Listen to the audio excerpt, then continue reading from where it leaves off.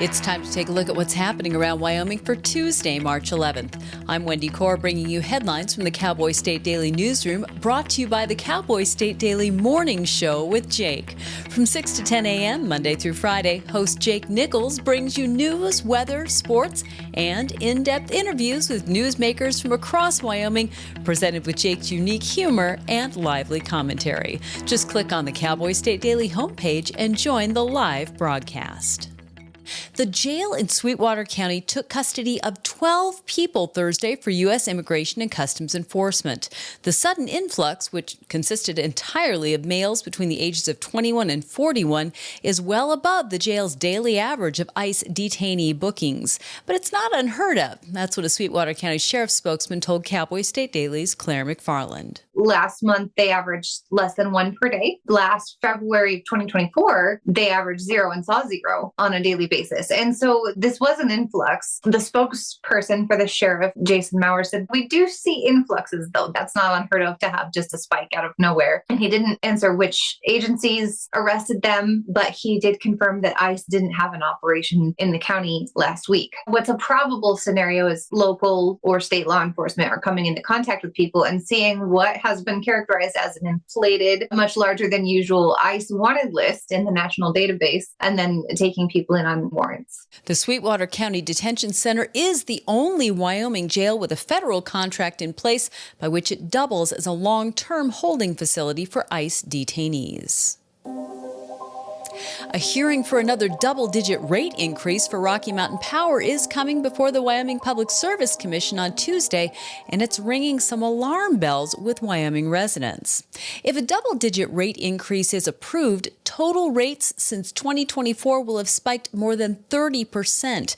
That's according to Cowboy State Daily's Renee Jean. Their original ask is 14.7%. That would add about $17 a month to an average residential bill that uses, say, 700 kilowatt hours. There is a settlement stipulation between Rocky Mountain Power, Wyoming Office of Consumer Advocates, and Wyoming Industrial Energy customers that would lower that percent to 10.2% with a return on equity of up to 9.65%. That's still double digits, though. And if you look at the rate increases that have been improved over the past year, they got that 8.3% bump in January of 2024. They got another one in July that I think was 11.9% with these continued requests for rate increases. There just doesn't seem to be any light at the end of the tunnel. Cost of living adjustments to Social Security incomes have not kept pace with inflation, so utility rate increases hit senior citizens and those on fixed incomes particularly hard. It doesn't seem that the pressure will let up anytime soon, with power-hungry AI computing centers on the horizon and the continued struggle with inflation. A lawsuit related to a near-fatal house fire in a small town near Green River has taken a strange turn, with sanctions against an attorney for citing fake cases generated by AI. The lawsuit centers on damages incurred by the Wadsworth family when their house caught fire in February of 2022. Fire investigators pointed to a faulty hoverboard battery which sparked the blaze. 2 members of the household were saved by Ryan Pasborg, who was given the nation's highest honor for heroism for his actions.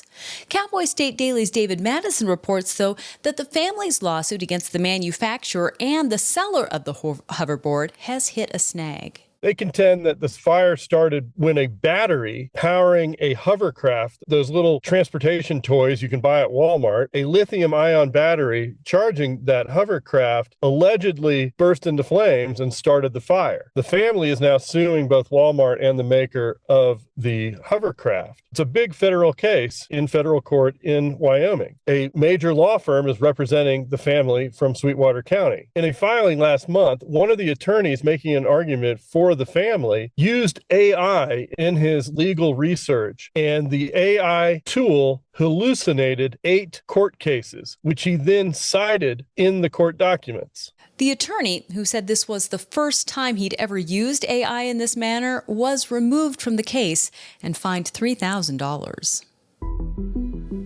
A Gillette man accused of shooting someone and eluding law enforcement for 4 days before Campbell County Sheriff's deputies caught him appeared in court on Monday. 18-year-old Cameron Crusoe is facing 3 felonies and 2 misdemeanors, including attempted second-degree murder, attempted manslaughter, and felony aggravated assault, as well as reckless endangering and unlawful contact for slapping and striking another person in the face. That's according to Crime and Courts reporter Claire McFarland. He appeared in court Monday after the 4 or 5 day manhunt last week and was charged with attempted second-degree murder. He told the judge he ran because he was scared, and the judge looked at his record and then the severity of the charges, the strength of the case against him, and went ahead and decided to set a $1 million bond. If found guilty, in total, Crusoe faces up to life in prison plus an additional 72 years, more than $30,000 in fines, or both. And now let's take a look at today's weather with Cowboy State Daily meteorologist Don Day. Well, mild spring-like weather will continue today and into tomorrow across the state. We'll have some windy areas, but temperatures will be mild, lots of 40s and 50s, even some 60s out on the far eastern plains of the state. Now, with the wind and the dryness, we have high fire danger, especially out in the eastern counties of the state, so keep that in mind. The spring-like pattern will basically hold through Thursday, except in the far west. During the day Thursday, rain and snow shower activity will develop as the next Pacific front comes in. This front will affect the far west part of the state as early as Wednesday night, but especially Thursday into Thursday night, then the rest of the state on Friday. It's going to be a fast-moving storm, so its impacts are going to be a lot lower than the last storm.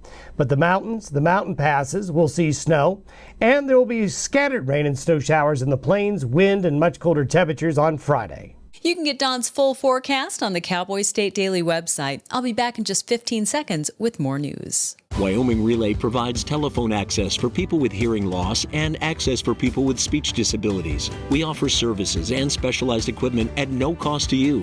No matter what your level of hearing loss or speech disability, Wyoming Relay can help. Answers about the U.S. Postal Service's plan for Wyoming mail delivery under its Delivering for America plan have not been easy to come by. That has Wyoming's congressional delegation sending outgoing Postmaster General Louis DeJoy a letter seeking concrete answers on how Wyoming mail will be handled. That's according to Cowboy State Daily's Renee Jean. It looks like that the U.S. Postal Service is going to ignore the Postal Regulatory Commission's advisory opinion. And in that opinion, they highlighted how rural areas are going to be particularly hurt by this Delivering for America plan. 49% and some change of rural zip code pairs are going to have much slower mail. They're taking away afternoon collections. That's going to add a day to mail deliveries. And there's not really been any clarity around the Cheyenne and Casper local processing units there are going to get to keep more of their mail processing than had originally been proposed. Under Delivering for America,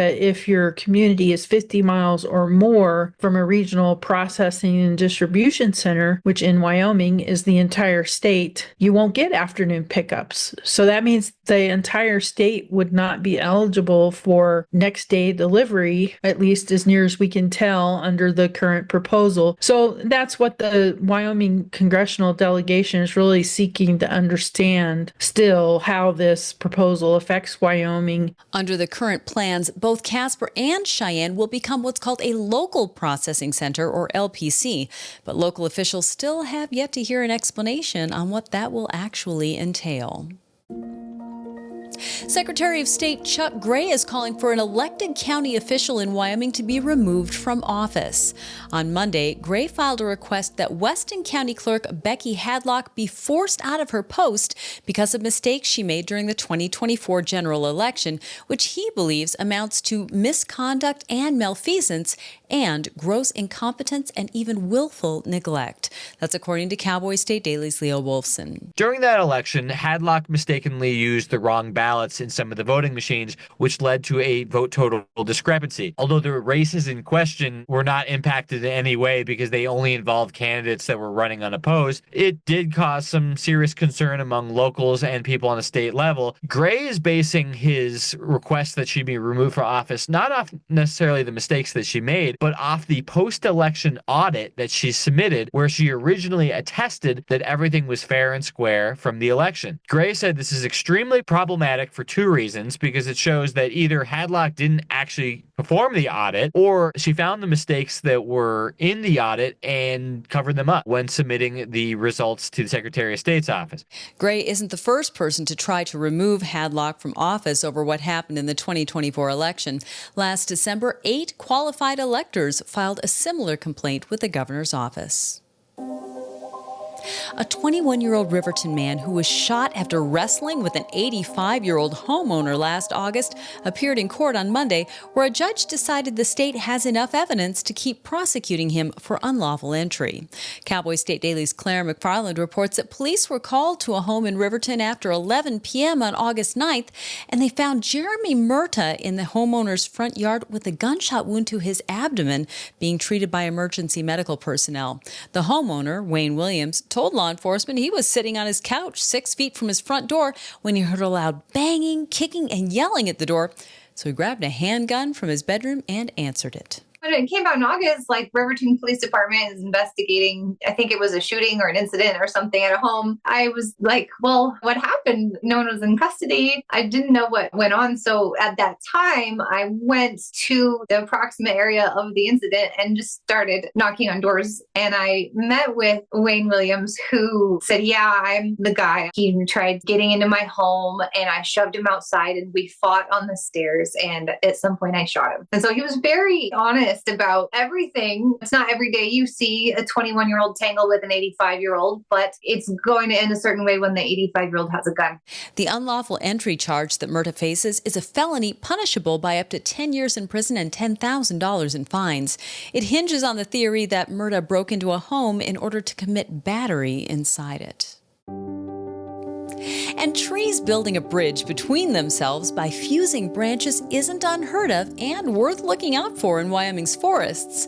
But tree experts say that when they seem to connect themselves with a straight branch, creating an H between the trees, that's much less common and something to take note of if you ever see it in the wild.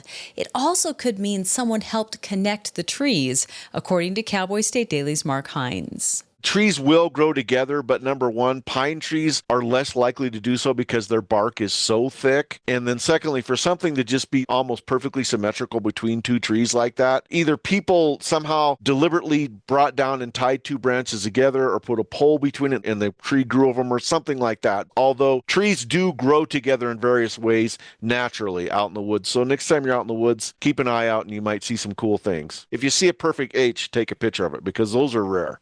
There are tales and photos circulated on social media of such an H tree formed by two large ponderosa pines in Idaho during the 1970s, but an expert horticulturist said something like that would probably require human manipulation.